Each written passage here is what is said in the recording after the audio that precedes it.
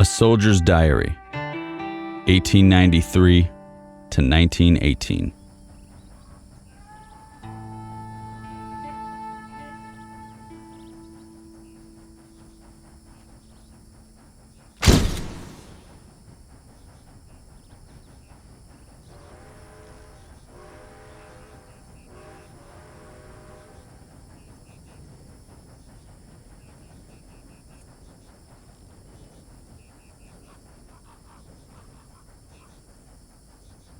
Pack mules in the desert.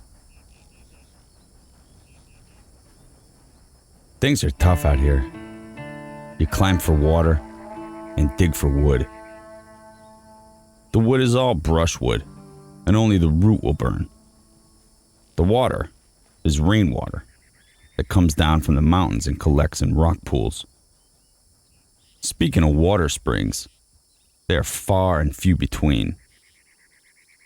You go many a mile before you will strike a spring. You may cross lots of flats, and nothing but sagebrush, sand, and stone. Some of the sand flats are 20 miles long and 60 miles wide. Out in this country, you have to look out for your horse, making sure he does not go down and out on you for the lack of water. You have to take good care for your horse and look out for him. If your horse goes down, you are in big trouble. You have to handle them with great care.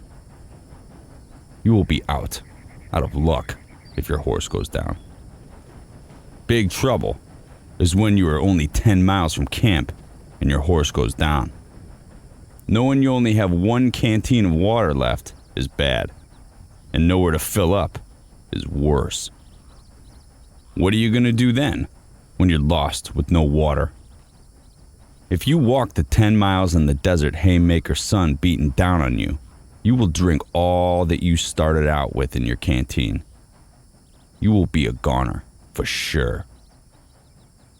Pretty soon, your tongue starts to swell up big and thick. Your eyes start to sting and stick out. You end up walking in circles. Next thing, you go bug house.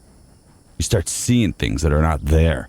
In the desert flats, everything looks the same. The more you look around, the worse it gets, and you become more confused. You just might as well stand still, and you go down for the count out in the lone prairie. You become confused. You keep pushing your swollen tongue up in your mouth with your eyes stinging and seeing things that are not there.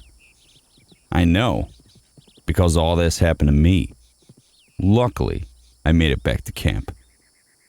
Usually what happens if you die in the desert, someone will find you. A soldier, a cowpuncher, or an Indian. Cause of death is listed as died for the want of water.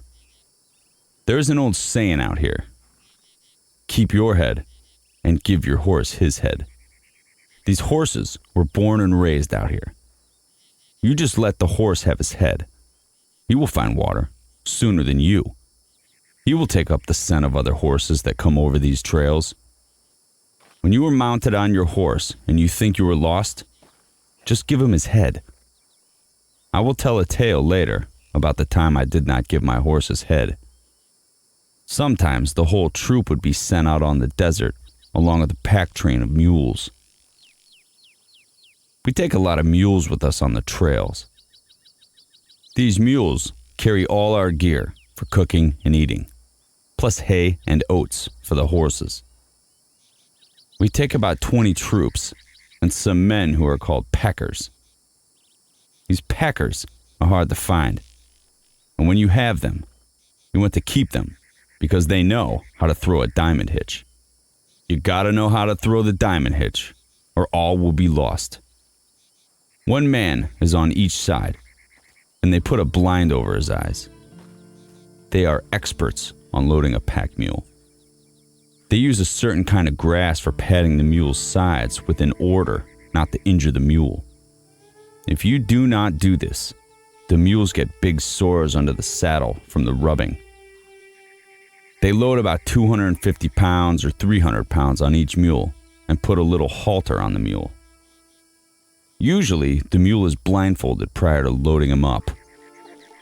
Like I said before, after the mule is loaded, that mule is turned loose, and they just stand around waiting for the others to get loaded. After all their mules are loaded, the head packer tells the captain of the troops, and off we go. The pack train follows behind us with the pack train chief and his bell mare in the lead. They always have a mare with a bell around her neck. The pack train mules always follow the sound of the bell. We only use pack trains when we cannot use wagons. These little old pack mules are pretty damn smart when they were going along a mountain on a trail. They're awful careful not to bump into anything, because if they do, they may fall off the side of the mountain. That has happened a lot of times. Their mule and all is gone, and you could never get them up again. They might fall between two mountains, and they are awful rough and ragged. It is like sand but small rocks. You get going down and can't get back up. We have often gone into the mountains with a prairie schooner pulled by 6 mules. Now let me tell you, it is no easy job driving a prairie schooner around a mountainside. There is only one rein, and it is attached to the nigh mule, which is the left mule. Many a time we had to put a latch on the wagon with 20 men pulling on the rope, just to make sure the wagon did not tip over on its side and roll down the mountain. If she did, the mule schooner and all would go down. And to me, that is worse. Getting back to the pack mule. He steps very carefully, and if he thinks he's too close to the side, he will stop and wiggle his foot and feel his way along. These mules could make 12 to 15 miles a day in the mountains.